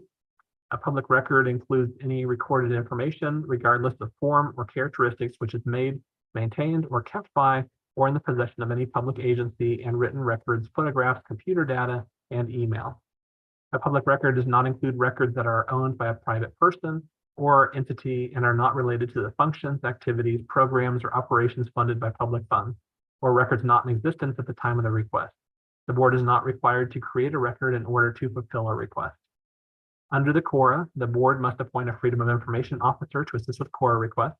And for our agency, that's the Assistant Director, Leslie Allen, who must display, distribute, or otherwise make available a brochure describing the requester rights, agency responsibilities, and procedures for inspecting or obtaining copies of public records. If you are ever in the BSRB office, immediately when you walk in the door, there's a member of our clerical staff, and posted at their desk is a copy of our open records request policy, and that includes all the information that's required there. Then additionally, the board must include the name and title of a records custodian, fees, and hours available for anyone to make a request, which is also included in that document that I just referenced. In Kansas, any person may make a request. The board need not be a resident, or the person need not be a resident or to provide a reason for their request. The board may require the request to be in writing, state the name and address for the requester, provide proof of identification, and sign a written certification the requester will not use the names and addresses obtained from the records to solicit sales or services. Unless closed by law, the board cannot deny a person the right to review its public records. For instance, copyrighted material may not be reproduced without the permission from the copyright holder, but must be made available for viewing or listening. If portions of a record are closed, the remainder of the record must be made available to the requester. This is referred to as redaction. The board is not required to make copies of a recording, tape or disc, videotape or film, pictures, slides, graphics, illustrations, unless those were shown at a public meeting. And when we receive a request, the request must be acted upon as soon as possible, but not later than the end of the third business day following the date the request was received by the board. And then once we receive our open records request, 3 responses are acceptable. 1, the record is provided in the form requested if possible. 2, the request is under review and the record is, if permitted, will be followed. Or 3, the request is denied and a detailed explanation for the denial is provided. And just to clarify this, so based on the different workflow that we have and the other priorities we're working on, we are not always required to provide the records within 3 days of getting a request. But if it will take additional time to research our records and to put things together, it is the response that is required within 3 business days. And then we have additional time to gather that information and provide it back as we are able to do so. Under the KORA, there is a presumption of openness. As such, the requested public records must be released unless an exemption to disclosure applies. The burden rests on the board to prove the requested records are exempt from disclosure, and exemptions to disclosure may be discretionary or mandatory. The KORA is a civil act, not a criminal act. Any person or a county or district attorney or the attorney general may bring a civil prosecution. So this is kind of similar to what you saw for violations of the COMA. If actions are brought, the fines are up to $500 per violation, could be imposed for knowingly violating or intentionally failing to furnish information. Costs and other reasonable attorney's fees, including appeals, may be imposed if the board's denial is not made in good faith and without a reasonable basis in fact or law. And so in terms of KORA requests, one thing that I would just kind of remind you are all professionals. I'm sure you have had similar trainings that have involved the importance of having good records and good communication. One thing just I always try to remind people of is in terms of what can constitute a record, it's not always a real specific document that you would easily identify as a record. These types of written communications or other communications could be something like an email or a text message that could be seen as an open record type item.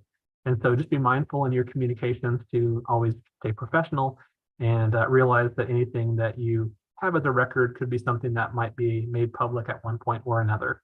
And so just something to remember as far as that goes. If you do receive an open records request that involves your activity concerning your membership on the advisory committee, please let us know that as soon as possible, so that way we can review our records for any information and be sure that we're meeting the time frame and responding back to individuals concerning those matters. Now we're going to shift to the Kansas Administrative Procedures Act, or the CAPA.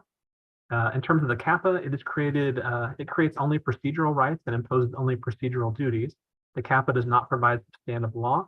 Those laws are governed by the Board's Enabling Act and Licensing Act. The CAPA applies only to the extent that other statutes expressly provide the provisions of the CAPA govern those provisions. The general rule is that licensing boards like the BSRB must do business in an open meeting under the COMA unless directed by statute to conduct the proceedings or hearing pursuant to the CAPA. So those two acts are mutually exclusive. When a licensing board statute provides that the CAPA applies to certain decisions, the board shall follow the CAPA, not the COMA, when making those decisions. The CAPA sets out a procedure to follow when the board is deciding what to do in cases involving an individual licensee, much like the procedure that is followed in court cases. And the distinction here is that when the board is discussing items that would be a consistent standard to apply to all licensees, that is something for an open meeting. But when the board is discussing something about a specific applicant, those are handled in a closed session under the CAPA, and that allows the board to review that information in a confidential way. And then if the board makes a decision, then that can be appealed, and the hearing that would follow would be something open to the public. So in certain types of cases, the board is conducting a quasi-judicial function and deciding the outcome of the case. When the CAPA applies, none of the stages of a particular case has to be open to the public observation other than a hearing, which I just mentioned. Each of the board's licensing acts have a CAPA provision. Under the CAPA, neither the public nor the applicant has to be notified when the board meets to consider an application for licensure. Similarly, under the CAPA, neither the public nor the licensee has to be notified when the Complaint Review Committee, or the CRC, meets to consider whether probable cause exists in a disciplinary case or issue a summary proceeding order. Additionally, the board and the CRC do not need to take a vote in public to have decisions made under the CAPA. Under the CAPA, decisions are made when the license or an order is issued. The necessary board staff and the board's or the CRC's attorney can be present during the CAPA discussion to make sure the board members have the information or legal advice they need to make an informed decision. There are some board activities that are not covered by the CAPA, and these must be acted on in an open meeting or under the COMA. These include approving board minutes, discussion and votes to approve or amend regulations or guidance documents, or delegating authority to a board member or to the executive director in a particular action. It also includes receiving agency updates regarding the budget, legislation, statistics on complaints or CRC activity, education, and the executive director's report, decisions whether to renew contracts or change the way contracted services are provided, or policy decisions affecting the way the board operates internally. Concerning applications for licensure, a person who files an application for licensure has a burden of proof. The staff will gather the information submitted by the applicant for the board's consideration in determining whether the applicant is qualified for licensure or whether the license may be conditioned or restricted. If the board denies conditions or restricts a license, an applicant may request a hearing if the applicant did not agree to such action in a consent agreement in order.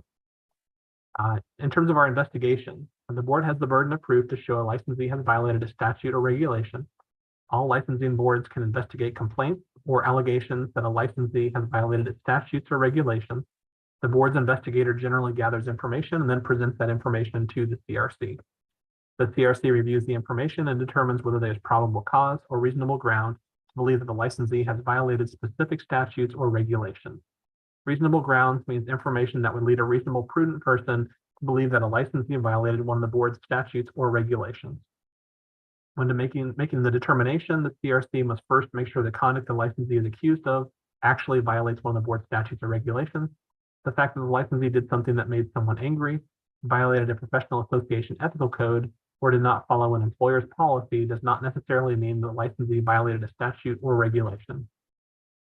The licensee can request a hearing on the summary proceeding order within a certain prescribed period of time. Once a petition or request for hearing is filed, the CAPA guides the proceeding and the hearing. If there's an immediate danger to public health, safety, and welfare, the CRC may suspend a license without giving the licensee notice and opportunity for a hearing. However, the licensee can appeal an emergency order to the district court. And then the last item that I'll cover here in the training is something called the Kansas Tort Claims Act. And so the Kansas Tort Claims Act generally governs the liability of the state of Kansas and its agencies and employees. An employee includes a member of a board or committee of a governmental entity. including elected or appointed officials and persons acting on behalf or in service of a governmental entity in any official capacity, whether with or without compensation. So the basic rule of the Kansas Tort Claims Act is that vicarious liability for any actionable wrongful act or omission of government employees within the scope of their employment, subject to affirmative grants of immunity that may exist on a case-by-case basis. If you are sued for an act that occurred within the scope of your duties as a board member or as an advisory committee member, you are entitled to have the state defend you at no cost. So while we hope this never occurs, if you do get notified that someone is planning to sue you based on your membership on the board or your role as an advisory committee member for the board, please let us know as soon as possible. There are certain steps that need to be followed that are kind of listed on these slides here. But basically, we need to contact the Attorney General's office and then provide certain information and a written request in a certain period of days. And then the general rule would be that if you are sued based on your actions that you committed while you were a board member or an advisory committee member, and they are one of the covered items here, then you would be entitled to representation from the state of Kansas. So as I just mentioned, the state of Kansas would also pay for any judgment rendered against you unless the judgment is for an act or omission that occurred outside the scope of your duties as a board member, you failed to cooperate in your defense, or you acted with actual fraud or malice. So this has not come up since I've been with the board, but I think it is important to know just to make sure that if you ever get a message like this or someone contacts you, I want to make sure that you know you need to make us aware of that as soon as possible, and then we will assist you with that process. So I realize I covered quite a bit of information here. Generally, there are some follow-up questions from individuals. So before I open it up for general questions, I will just say this information is not meant to intimidate you in terms of your role as an advisory committee member, even though it is a lot of information. It is meant to kind of give an amount of information to you to help guide your work as an advisory committee member, to kind of let you know your role within the context of the agency and the board, and also make sure you know what to be careful of. So in terms of your communications, be aware that communications involving your activities as an advisory committee member, those could be considered records. If there is information that you would like to have distributed to the members of the committee, please send that to me. If you have any general questions about your responsibility as an advisory committee member, feel free to contact me. And if you're thinking of just going ahead and starting a conversation between the members of the advisory committee by email, just to work on something in advance, just be mindful that that's not something that we're permitted to do. We have to take care of our official duties here in an open meeting, but you can work with a couple people before the meeting. It's just when you start to approach working on board business or advisory committee business with a majority of members outside of a meeting, that's when it gets to be an issue. So just avoid those interactive communications that would involve a majority of members of the group. So with that, I will end the training and see if there's any questions from members of the committee.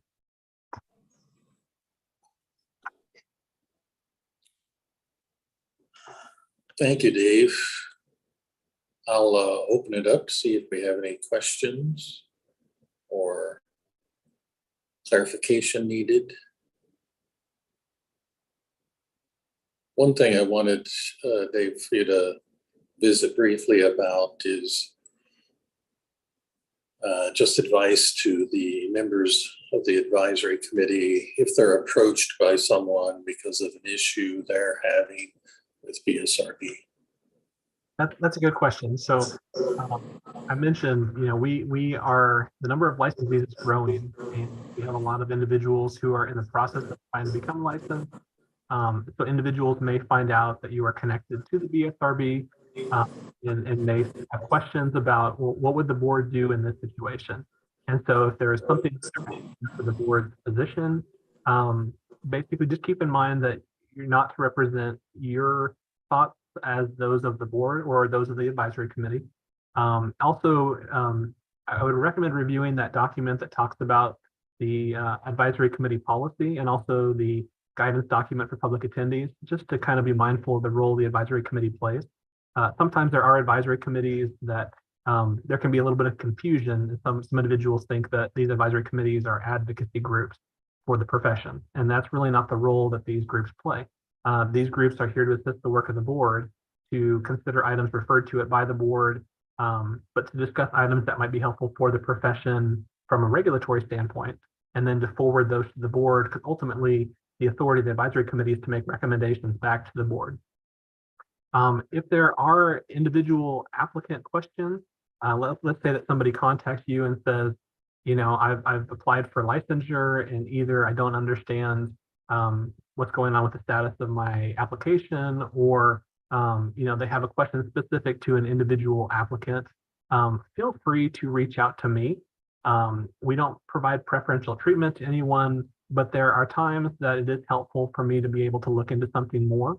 And so instead of feeling any kind of weight or responsibility as a member of this advisory committee, feel free to let them know that you serve on this committee, but you don't have an active role in terms of reviewing applications for applicants or making decisions on their licensure, but you're happy to send that to me and then I can look into it. Now, one thing that I will probably say to most people who contact me is that when someone applies for licensure, to make sure that's a confidential process and to protect their privacy, usually what I will do is follow up specifically with the applicant. But if there are issues, I definitely do want to be aware of those. And so while I'm not the one who does a lot of the work hands-on on a lot of processing licensed applicants, I do work with the staff very closely, and so I can look into issues. So long story short, if you get contacted by someone who's asking for you to take action on their application, feel free to clarify that's not the role that you serve. But if you would like, they can contact me directly. Feel free to provide my email address to them. Or if it's easier for you to forward that to me, I'm happy to look into that as well. I don't want you to feel pressured by any kind of responsibility for those communications. But like I said, I do like to be made aware when there are issues. And also along those same lines, if you are contacted by someone from the public and they said they had a really great experience with one of our licensing specialists and they would like to pass that along, that is always helpful for me to hear as well. As I mentioned, we have yearly performance reviews, and if I hear that my staff is doing a good job, that's something I want to pass along to them as well. I did have one question. Go ahead, Travis. Before I leave. When we discuss potential policy changes such as licensing or recommending licensing for psychometricians, I have often gotten, and asked for some input from some of the other professionals I have. Is there any limit that we may have whenever we make changes to some of our policies? For instance, when we reduce the number of CEUs that were required from 50 to 40, do you prefer that we wait until the BSRB publishes them, or are we free to share that with our colleagues? You mean in terms of the communications we have at the advisory committee meetings? Yes. Anything that we have here in a meeting, so these meetings are open, and so they are being broadcast, and so anybody could be watching these on YouTube. And so anything we talk about at these meetings, if someone asks you a question about them, feel free to discuss those. There can be a little bit of confusion sometimes if the advisory committee makes a recommendation and then votes to forward that to the board. The time frame for something to become effective may be several months or even later into the future, just because when the recommendation is forwarded, even if the board is supportive of that, the language often needs to be drafted, and then the regulation change is submitted, and then it has to be reviewed by Department of Administration, the Attorney General's office, and then scheduled for that open period. And so you are free to talk about anything that we discuss publicly, completely. And what I would recommend is that if people do ask about the conversations that took place during an advisory committee meeting, feel free to reference anything that was said or any kind of positions the advisory committee took, because that's all public. Now, if they're asking you, what do you think the board's going to do about this? Or what would the advisory committee do if they were asked this question? I think I'd be careful to avoid any kind of positions where you might say, I'm going to speak on their behalf. But if it was something that was already a recommendation or something where action was already taking place, that's completely fine to reference. Thank you. Sure. Good question, Travis. Thank you. Anyone else? I would echo what Dave said. If you're contacted by somebody, like in a lot of professional situations, I advocate listening and, making sure the person feels like they're heard, and then doing what you can to facilitate their contacting staff at BSRB. That way it takes you out of the middle, helps them understand what your role is and what your role is not in this process. Otherwise, you're going to be contacted by every single person who feels like they aren't getting movement on their license as quickly as they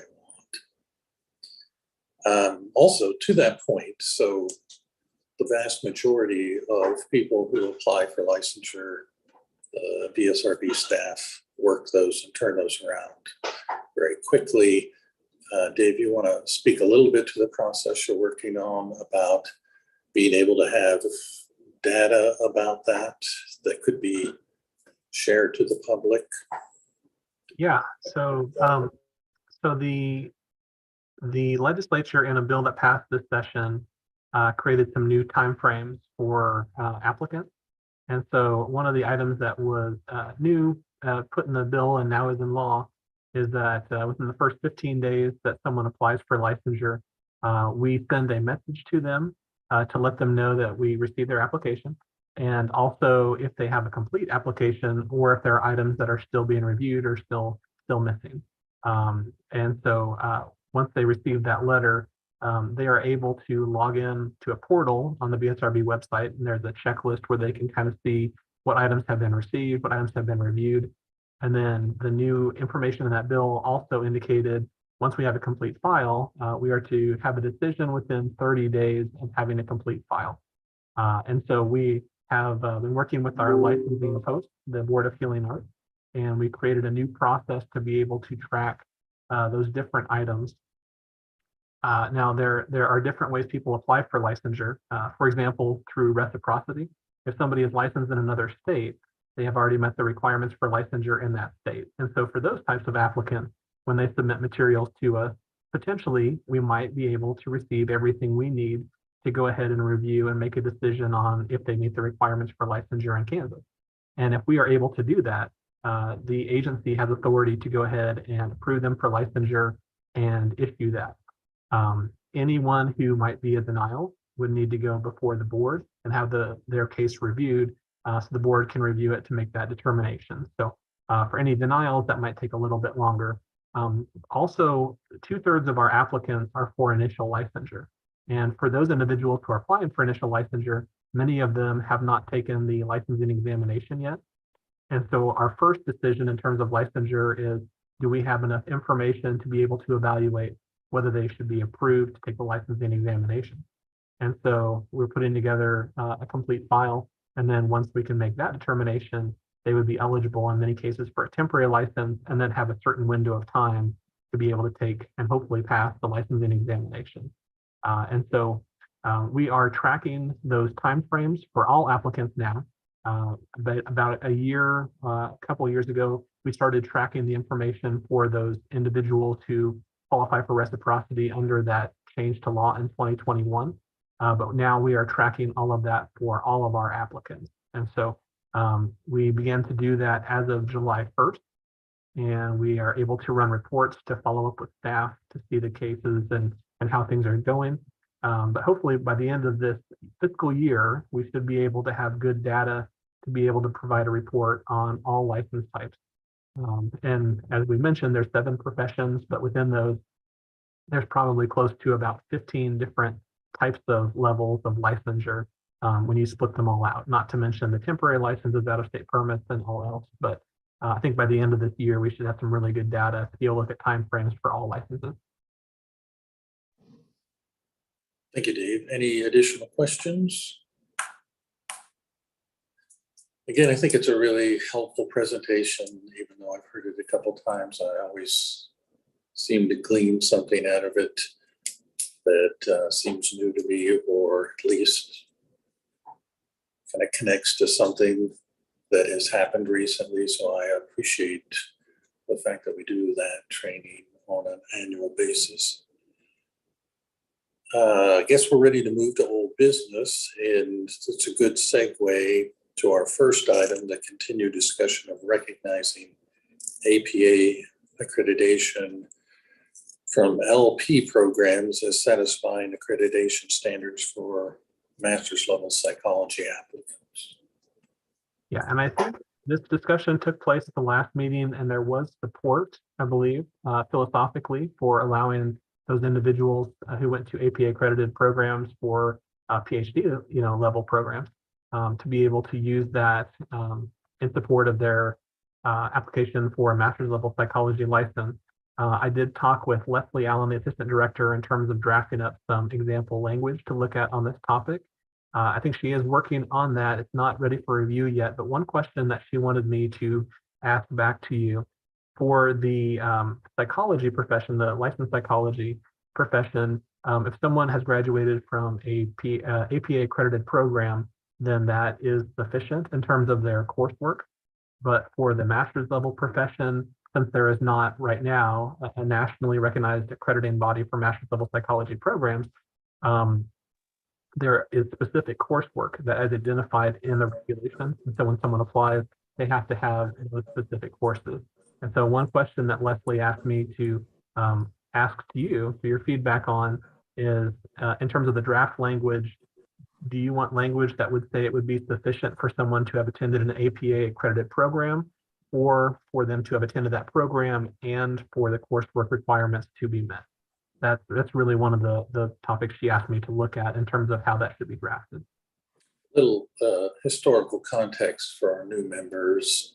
So sometimes people who are in APA accredited PhD programs, once they finish their first 2 years, they may be awarded a master's degree, and some of those folks then apply to be licensed as an LMLP.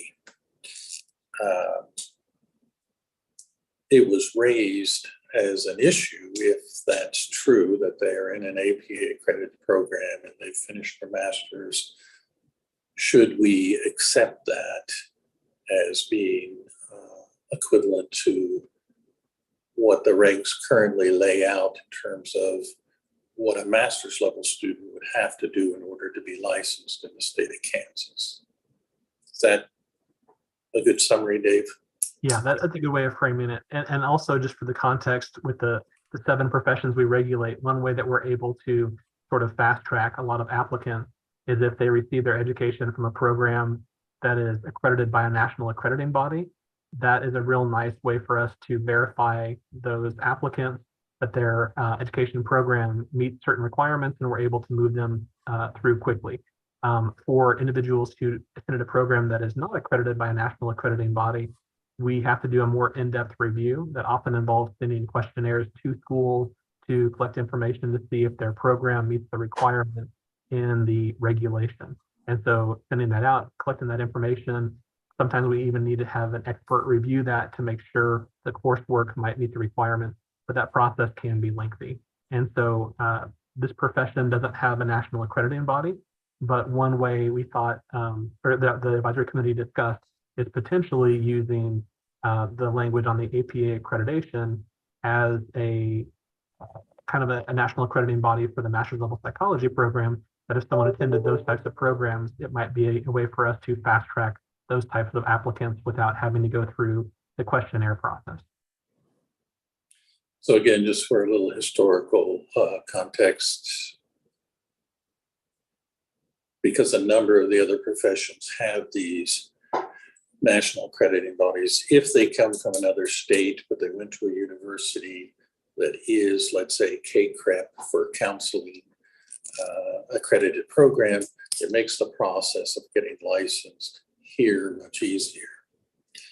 If they went to a program that isn't, then they have to go their program, and the coursework they took has to be looked at by a contractor for the BSRB who goes through and compares what the statute and regs require to see if all of those components are met. That's what Dave's referring to when he says that process can take some time. As there isn't such a body for master's level psychology, if they go through a program within the state, it's usually pretty easy because the state schools have set up their programs based on the BSRB criteria. If it's from out of state, then that process has to take place because there's not an overlying national accrediting body. So it can be, particularly for our profession, a slower process if the person is coming from out of state. If they're licensed, reciprocity is designed to help that. So if they're licensed in another state, it should be easier for them to do that. So with all that in mind, Dave, will back up to your question, the specific question that Leslie had for the group. Yeah, and that would be, Question, if they've attended the program and completed the first 2 years, or they've received the terminal masters. I asked that because I think it's not 100% universal, the orders in which the courses are offered in the 4-year doctoral programs. And so I think the ones that are designed to offer a terminal master's do crunch that important, not that any of it's unimportant, but those things most applicable to public safety as you'd be preparing for internship at the doctoral level. So any clarification around that? Yeah, thank you. Dave, would you restate her specific question? sure. So right now, when someone applies for a master's level psychology license, we, assuming they're not reciprocity, we would look to see the program they attend, does that match the requirements and the regulation? And then have they received the specific courses that are outlined in the regulation? And so the question that she had was, if they have attended the APA accredited program, would we want that to be sufficient in and of itself, or would we want that in addition to the coursework requirement being, still a requirement?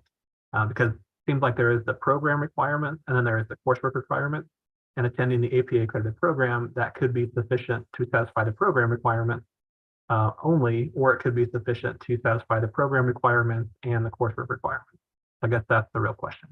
So the second option, Dave, with the questionnaire is doing what you're doing now, right? Kind of verifying in that whole process. Mm-hmm.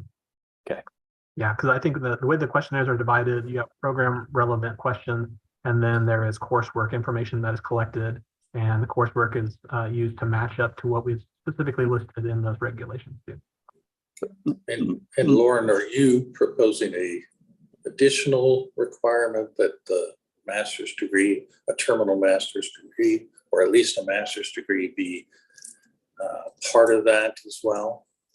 I was throwing it out there that we might want, the way it was asked, it says attended. And so attended versus completed. So, I mean, if we're talking about people who completed the 4-year doctoral program and then just maybe they were all but dissertation or something like that, that seems like a no-brainer. If it was an APA accredited program, they were ready to start practicing direct to public. If it's a different type of doctoral program without a terminal master's, or maybe they only attended like 1.92,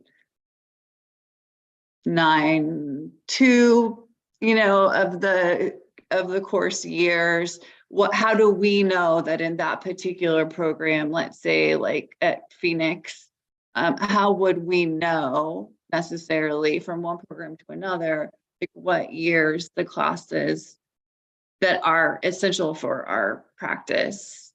I mean, I bet most of them do include all of the ones that we would hope in the first 2 years, but is that necessarily true for all of them? I don't know the answer to it, but thought we should consider.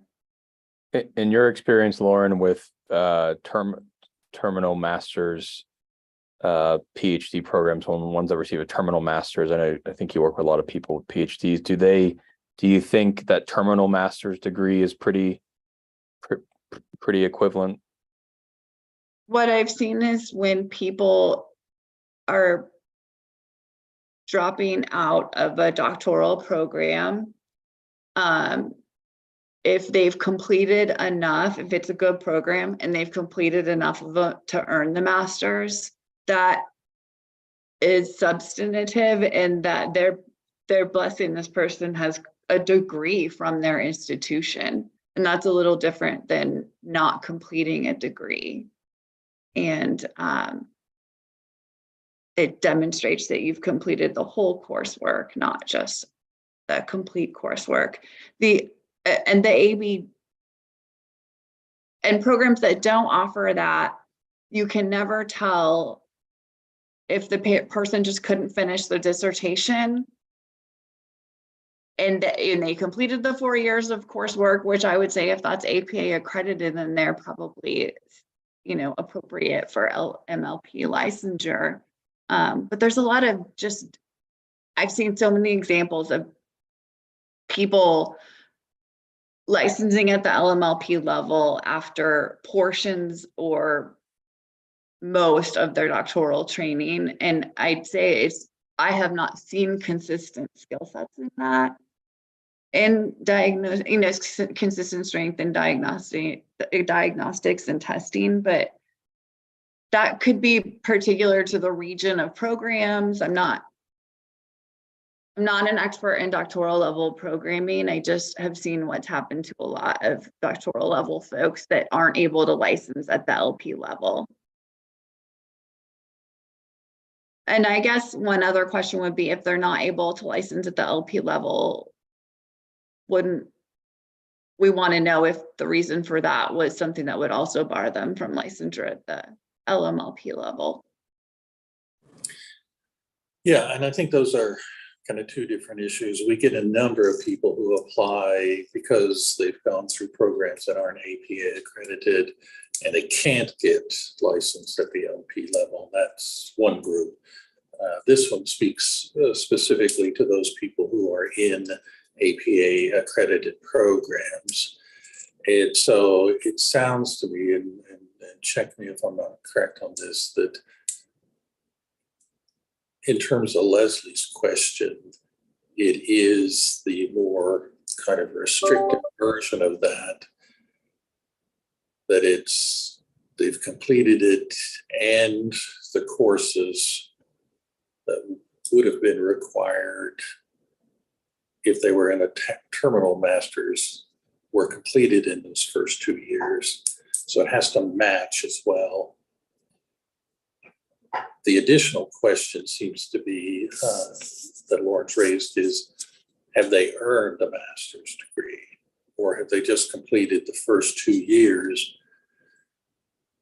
and the coursework is the same, but they don't have a master's degree? Am I understanding that correctly? Yeah, maybe I'm reading into it, but it's licensed master's level psychology, which I thought does presume you do possess a master's degree or higher. Well, I'll talk to Leslie some more and get information from her. She also reviews the applicants for PhD level licensed psychology licensure. So I'll see if she can get some information about the 2 years of those programs to see if she can weigh in on the comments that you guys had today. So again, this is a perfect example, and I appreciate the discussion because these are often very nuanced issues, and it's important for this group to kind of weigh in on those subtleties, because the clearer we can be, the easier it will be for the licensing staff when these things come up to know how to proceed. All right, my timer went off, which means we've run out of time and not gotten through all of our agenda. So we will carry over the 2 items, the regs around computerized psychological testing and unprofessional conduct to our next meeting, which will be in October. And Dave, I assume do you want us to try and find a date for that now? No, that's okay. For those of you that are new to the committee, I will send you a doodle poll for you to complete, and that will just have some available date options. And so when you get that, go ahead and complete that, and then we can find the date that has the fewest conflicts, and then we'll schedule that after we get that feedback. So keep an eye out for that email from me. Thank you. Anything else for the good of the order? If not, I'll accept a motion to adjourn. So moved. So moved. Second. Second. All in favor, say aye or sign off. And Aye. we'll see you in a couple of months. Thank you all very much. Thank you.